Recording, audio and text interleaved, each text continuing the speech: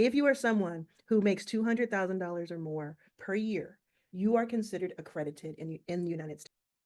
If you make $300,000 with your spouse combined, you are also accredited. If neither of those apply, but your net worth is $1 million or more, not including your main home, you are considered accredited. And what you can do as an accredited investor is invest in more private companies, more opportunities are opened up to you. And startup investing is a main piece of that. So startup investing is about providing capital to early stage companies, companies that are nascent. Everything that you're using, including YouTube, was once a startup. And sometimes they take on capital from outside and sometimes they don't. But many companies take on outside funding. And you can't always just get into a deal. You can't always just say, hey, I have 5,000, 10,000, $50,000 I want to invest in this company. But sometimes you can, and sometimes you can invest in venture funds, like the venture fund that I have, Backstage Capital. Then we invest in those companies for you. So there are different stages to it. You may have heard some of these terms, and don't worry if you've not understood what they mean. I believe that venture was kind of created in this black box and sort of foggy on purpose so that not too many people could be involved. So what I did less than a decade ago was I just kicked the door open. I said, I didn't come from money. I didn't go to college. I don't have this big network. I'm going to figure this out. And if I can figure it out, most of us can. And so that's what's happened. I invested in more than 200 companies and have helped a lot of people realize that they can be entrepreneurs and they can be investors. So these terms I want you to learn so that you know them. You can have confidence that you can have conversations with people because it's really for all of us. It's meant for all of us. So seed stage, they're just different stages to funding. And these are kind of made up words and phrases, but isn't everything. So your seed stage is actually a pre-seed stage with a capital S, pre-seed. Even before that, you might call it friends and family round. So sometimes people will just raise money from their friends and family, from an old boss or something like that. Many times people can't do that because their friends and family don't have the capital or they're not accredited, etc. So they'll go to the pre-seed stage and they may go to the seed stage. Then it starts to be called series. So series A, so SERIES, not Siri like on the phone. But anyway, it's series A, B, C, and so on. I've seen it go all the way up to like F, G, H. But usually you're going to see series A through, let's say, D or E before you see it, the company either exit because it was acquired or exit because it's having an IPO and it's going to the stock market. And so there's not like a real rule around when these happen, how many months in between these rounds of funding, how big they are. All of that is just really up to interpretation. But it's important to know those terms and kind of know a broad understanding of it so that you can then learn more and more, focus on things that you're most interested in. Generally, you might say that there are between 1 and 2 years between rounds, but again, that can range. It can be much less or much more. There are very specific types of investors. There are much more than these three, but these are the three that we will talk about. Angel investors, that is what you are. And I want you to get comfortable calling yourself an angel investor. You do not have to be a millionaire to be an angel investor. You do not have to be rich to be an angel investor. When we think of that term, sometimes we just think of very wealthy people or very affluent people. But the truth of the matter is that I work with thousands of angel investors who are both non-accredited and accredited. And with their accredited, they just make $200,000 a year or more. And millions of people in the United States are accredited and they don't even realize it. And that's really just an individual who uses their own money, makes an investment, usually on the smaller side. And when I say smaller, I mean a few $1,000s, maybe 10, 20, 30, $50,000. That's a lot of money. But when you compare it to the billions and billions of dollars that are invested in venture capital every year, it's on the smaller side. But it's very impactful, as you can imagine, to a company. Then there are venture capitalists. That's what I am. So I'm actually both. I'm a venture capitalist. I became that first. And that means that I take on capital. People give me capital. I then invest that. And to be a venture capitalist, you actually have to put some of your own capital in. That's part of the whole journey, is that you're saying, I believe in this thesis. I believe in what we're going to go out and invest in, so much so that I'm also going to invest some of my money. So we might invest 1% of a fund amount that we're raising, and then the rest of it is other people. But you want to have some skin in the game.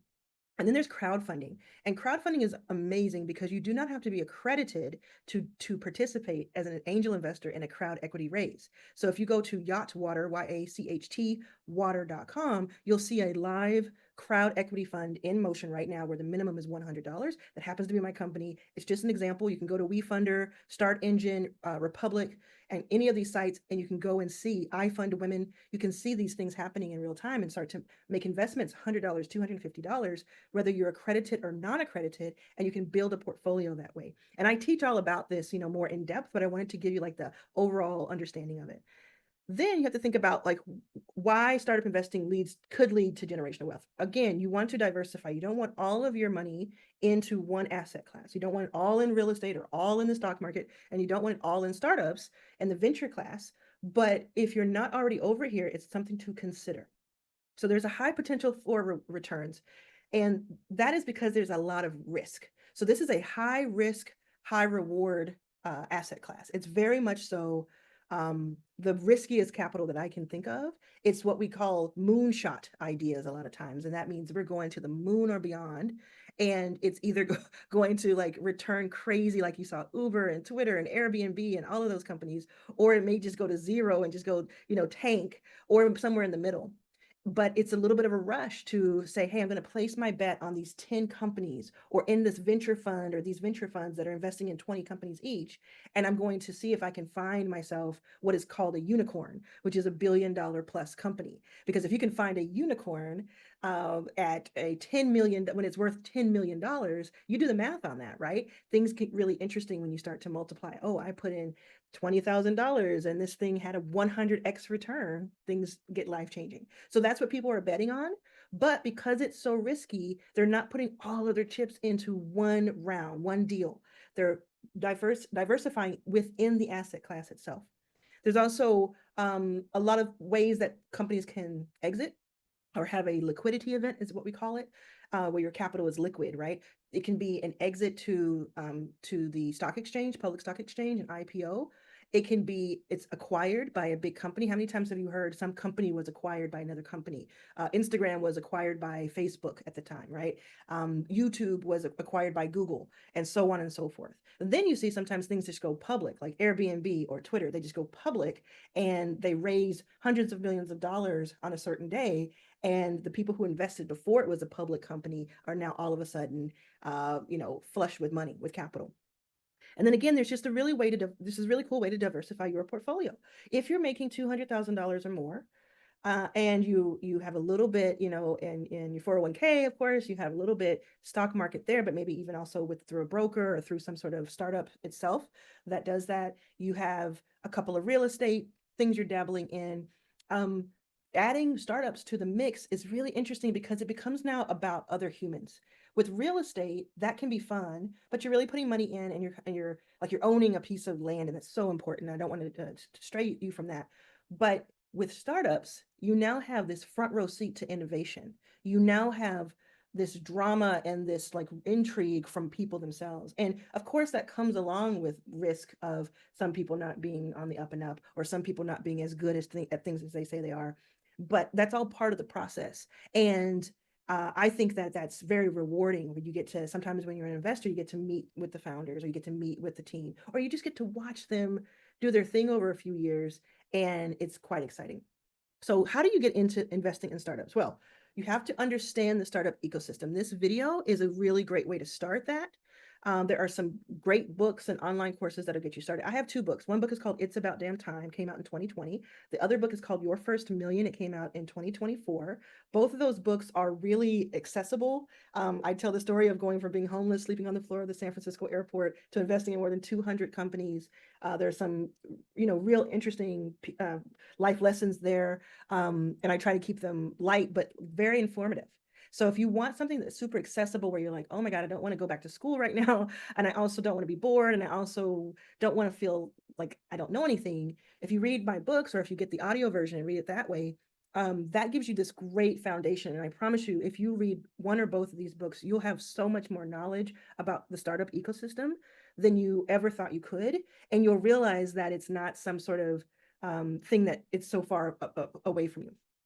So then there are lots of events you can go to. There in your city, most likely there are meetups happening all the time. This was not the case 10 years ago. So many things have happened in the last 10 years that make this the case. There's also virtual events. So if you don't necessarily want to be around people, you can look and do a lot of searching for that. You can look through all of my videos. YourFirstMillion.tv is where you can see all of my YouTube videos.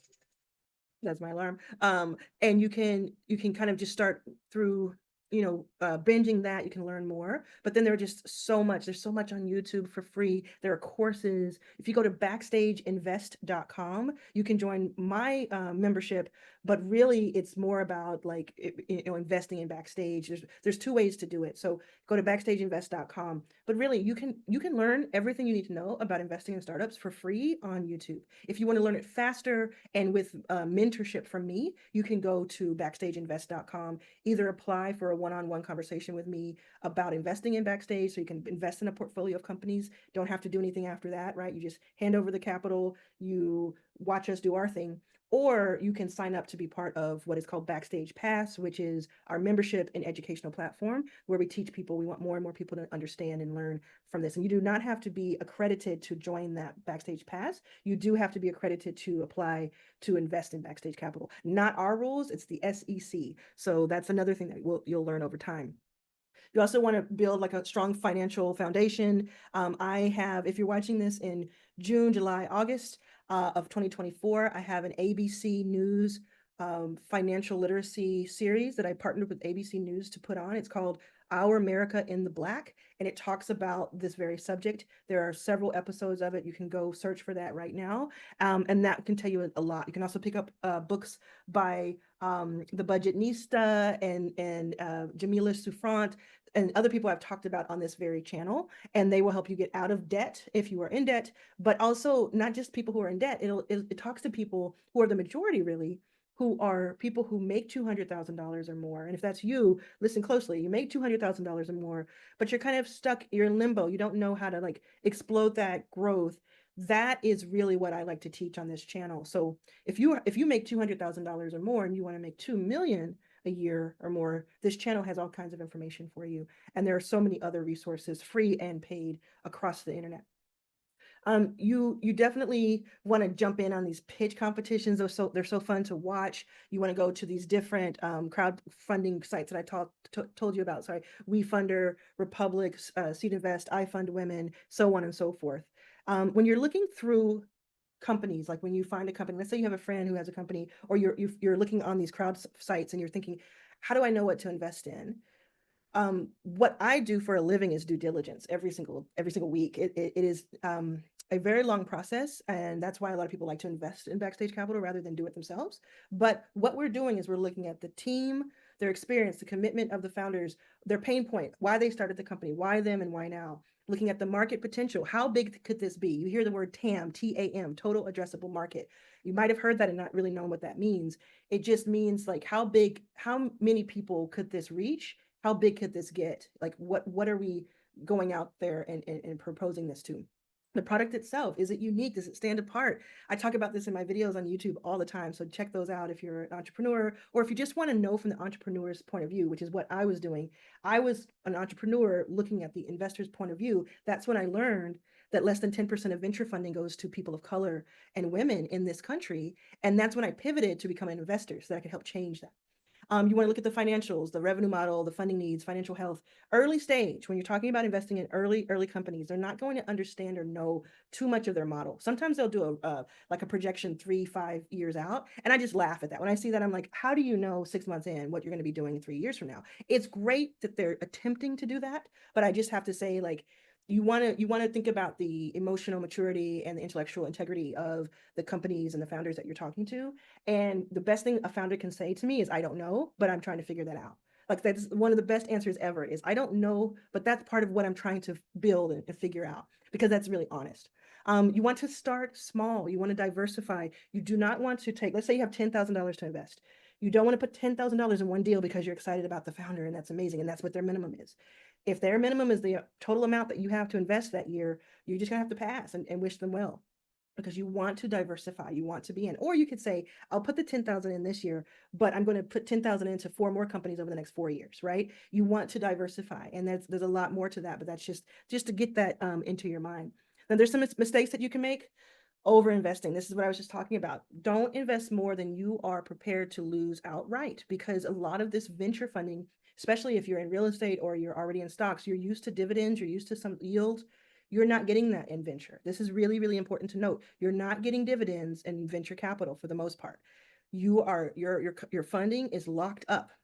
But because you have that high risk, high reward potential, in 3 years, in 5, in 7, in 10 years, something to that effect, you could get a major, major payout of multiples and multiples. There's an investor I know, his name is Jason Calacanis. We don't agree on everything, but his record is, for every 30 companies he's invested in, one of them is a unicorn. So every 30 companies he puts, $10,000 into, that $300,000, he'll get 3 million back, right? So he'll 10x every time. Now, that's not saying that that's what happened to you, but it's interesting, and it's why people play this game.